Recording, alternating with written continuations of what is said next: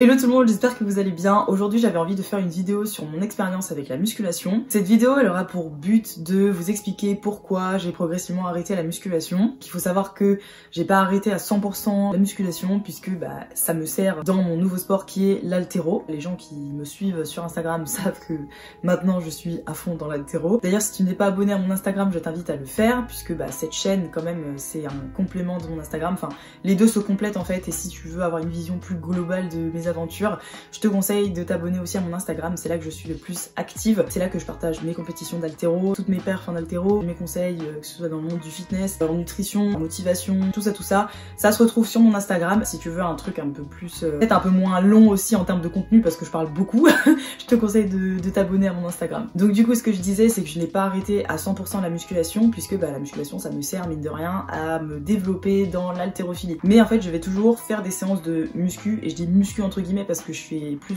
des séances de renforcement musculaire, mais c'est pas vraiment de la muscu en mode pour gonfler ou ce genre de choses, prendre du volume musculaire, c'est vraiment pour avoir des muscles plus forts. Bref, c'est orienté haltéro en fait. Si je faisais pas d'haltéro, je ne ferais plus de muscu en fait à l'heure actuelle. La vidéo elle a pour objectif de vous expliquer pourquoi j'ai pris cette décision donc d'arrêter. Enfin, en fait c'est pas une décision que j'ai prise, c'était vraiment un truc progressif. Et pourquoi en fait la muscu s'est soudain éloignée de moi comme ça. Pour comprendre pourquoi j'ai arrêté, on va retourner en arrière et on va voir comment j'ai commencé, puis toutes les phases par lesquelles je suis un peu passée. Je vais essayer d'aller assez vite sur cette phase là parce que y a beaucoup de choses à dire et de toute façon je ferai plein d'autres vidéos dessus, notamment sur ma transformation physique parce que je suis passée par beaucoup de types de physique différents en fait quand j'y pense. Je vais vraiment survoler juste pour que vous ayez une petite idée du mood dans lequel j'étais quand je faisais de la muscu. J'ai commencé la musculation quand j'avais 17 ans, 16 ou 17 ans, je sais que c'était en 2017 en tout cas. C'est mon copain de l'époque en fait qui m'a fait rentrer dans la muscu. De base j'avais quand même des a priori sur la muscu du genre que c'était un sport un peu de gogol. Ça donnait pas trop envie. Vous allez voir après quand je vous donnerai les raisons pour lesquelles j'ai arrêté que j'avais peut-être pas si tort que ça, mais bon, voilà, je me suis laissé prendre au jeu, j'ai commencé. Si vous voulez, j'avais pas du tout un objectif intelligent.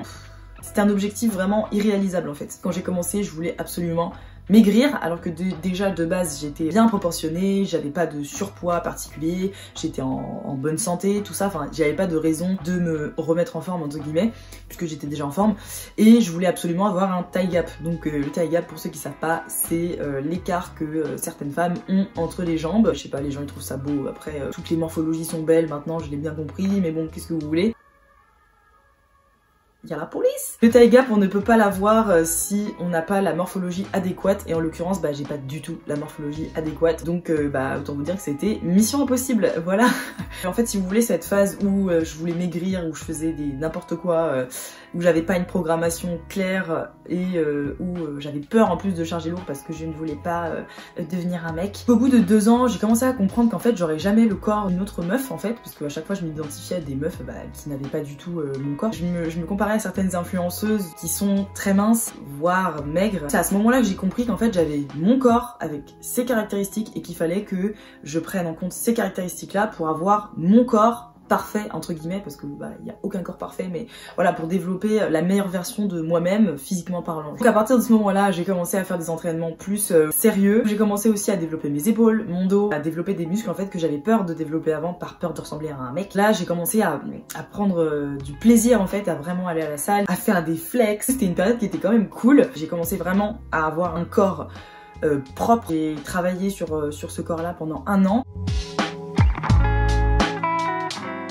Sauf qu'en fait, j'ai eu un problème, c'est que je commençais un petit peu à me lasser parce que au bout de 3-4 ans de pratique, on connaît beaucoup les techniques, surtout qu'en fait moi j'ai été en STAPS, ça m'a beaucoup aidé, j'ai pris beaucoup d'informations très rapidement. Je l'avais vu en cours en fait, donc j'ai juste appliqué tout ça et c'est pour ça que j'ai progressé assez vite. Je me suis assez rapidement ennuyée parce que alors moi je suis quelqu'un de pas patient et je suis quelqu'un qui n'aime pas la routine et en fait ces deux trucs là tu les retrouves en musculation. Mais du coup en fait le problème c'est que malgré le fait que j'ai mis du HIIT, que j'ai mis des exercices de street workout, que j'ai mis qu'est-ce que je faisais d'autre?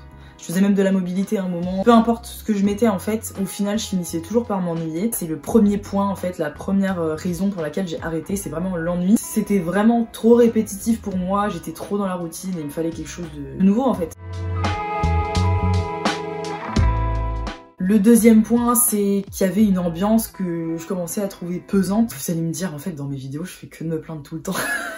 Par rapport à ça, qu'est-ce que j'aimerais dire? J'aimerais dire que malheureusement, il y a trop peu de personnes qui sont réellement passionnées par ce qu'elles font, déjà. Il y a trop de gens qui sont là, en fait, parce que, justement, ils veulent le summer body qui est... Enfin, je sais pas comment expliquer, mais ils ont une vision du fitness, de la musculation qui m'agace personnellement en tant que vrai passionné de sport, de fitness, de soulèvement de charges lourdes en fait. Quand je vois des filles qui sont là avec des haltères de 2 kg en mode je peux pas. Je peux pas. Après, chacun son niveau, chacun ses objectifs et tout, je respecte évidemment, mais bon, c'est vrai que je suis aux antipodes de ça en fait. Et pareil, je trouve qu'il y a trop de gens qui sont obnubilés par leur physique, qui se regardent trop dans le miroir ou qui vont te regarder mal. Moi, j'ai eu combien de fois des personnes qui m'ont regardé bizarre en mode... Bon, après, il y avait des gens qui me regardaient d'un point de vue positif, qui me disaient « Waouh, bravo » et tout, mais je voyais aussi des gens qui étaient là à me regarder sale, en fait. Je sais pas si c'était de la jalousie, mais voilà, des filles qui sont là à me regarder, elles sont là à piailler dans leur coin, là. Je sais pas ce qu'elles racontaient, mais... Bref, voilà, c'est pas agréable en fait, hein. Même si elle disait du positif de moi, c'est pas hyper agréable. Au pire, viens me voir, tu vois, viens me parler, je vais pas te manger. Après, je vous passe aussi les mecs qui viennent t'aborder pendant ta séance. Ça franchement c'est le comble quoi, c'est infernal. Tu sais, tu leur dis non en plus et non, les mecs ils forcent quoi. Vas-y frère, c'est bon. Le truc c'est que le public qui va dans les salles de fitness classiques, donc fitness park et tout, c'est des gens random de tous les jours et en fait c'est très... Enfin, tu retrouves les gens qu'il y a dans la rue, tu les retrouves dans la salle. Alors que maintenant, quand je vais au club d'haltéro, je retrouve pas du tout les gens que j'ai dans la rue. Tu vas pas jamais te faire aborder en club d'haltéro. Quoique...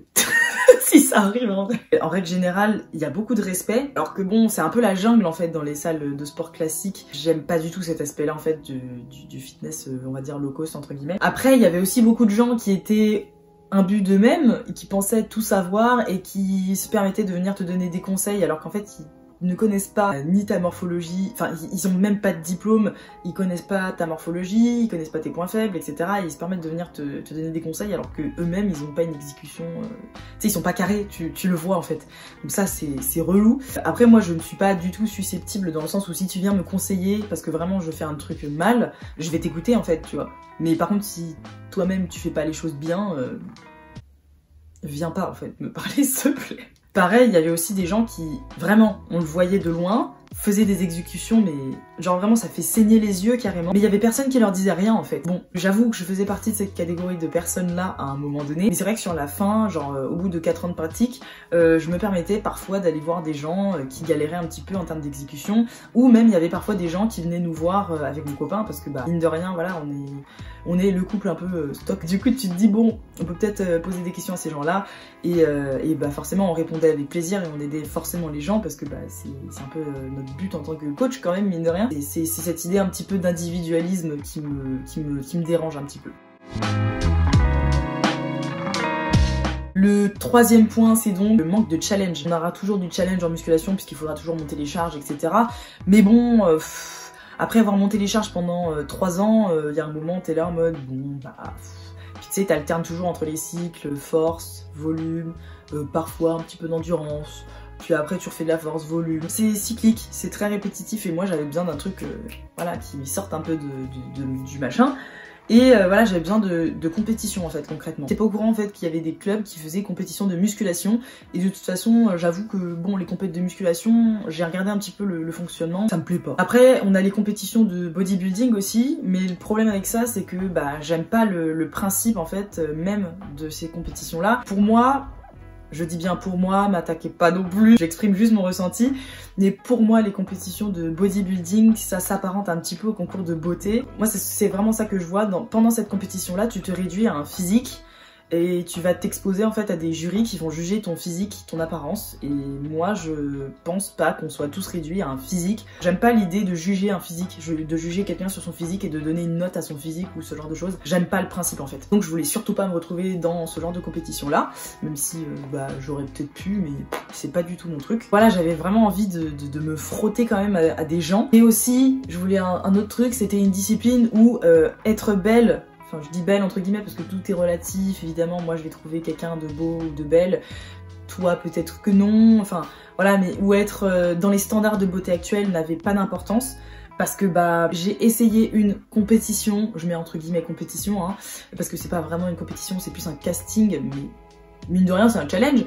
J'ai participé donc au casting Égérie Fitness Park, si vous me suivez sur Insta vous le savez. Depuis novembre j'ai gardé le silence sur ce casting et je vais faire une vidéo dessus parce qu'il y a beaucoup de choses à dire. Vous vous en doutez, ça m'a cassé le moral un petit peu, on va pas se mentir.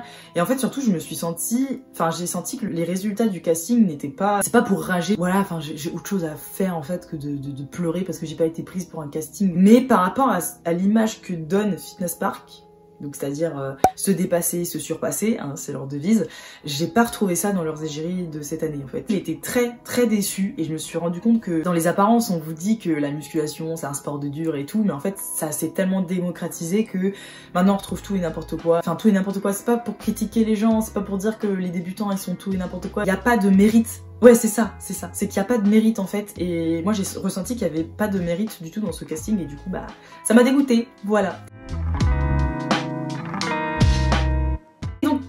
Cet ensemble de choses, donc le fait quand je m'ennuie, l'ambiance un peu pesante avec les gens qui sont pas forcément hyper agréables, aussi le manque de challenge, tout ce truc là de manque de mérite et tout, ça m'a définitivement dégoûté. En vrai franchement ça colle pas avec mes valeurs en fait. À ce moment là j'étais en train de commencer l'haltéro, j'ai décidé dans la foulée de m'inscrire en club. Bah, je remercie les salles, donc Fitness Park notamment, de m'avoir fait fuir comme ça, parce que sans ça j'aurais pas commencé l'haltéro, je me serais pas décidée à m'inscrire en club, parce que de base j'étais censée m'inscrire au bout de 2 ans. Je me suis dit que j'allais commencer à faire mon truc solo dans mon coin pendant ouais 2 ans, un truc comme ça, le temps de finir mes études, et qu'ensuite je m'inscrirais en club. Et en fait bah, ça s'est pas du tout passé comme ça, et voilà, il y a eu un concours de circonstances, la muscu ça m'a saoulé, les études ça m'a saoulé, je me suis inscrite en club, et c'est parti en cacahuète à partir de ce moment là en fait. Je suis hyper heureuse en fait d'avoir commencé l'haltéro, parce que c'est...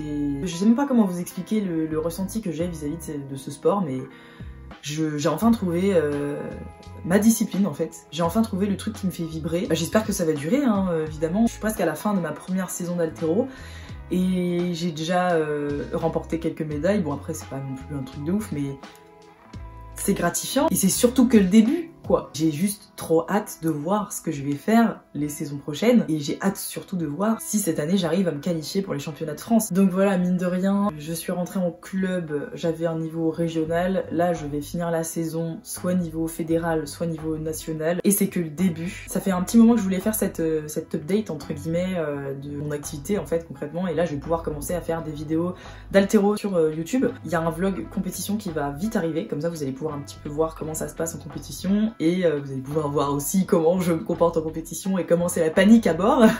Et si toi aussi t'as hâte de voir la suite et t'as envie de savoir jusqu'où je peux aller, bah je t'invite à t'abonner à la chaîne et à activer la cloche pour ne rien manquer des prochaines vidéos. Idem, si tu as apprécié la vidéo, n'hésite pas à me laisser un like, ça coûte rien et ça m'aide beaucoup. Voilà, d'ici à la prochaine vidéo, portez-vous bien, je vous fais de gros bisous. Ciao!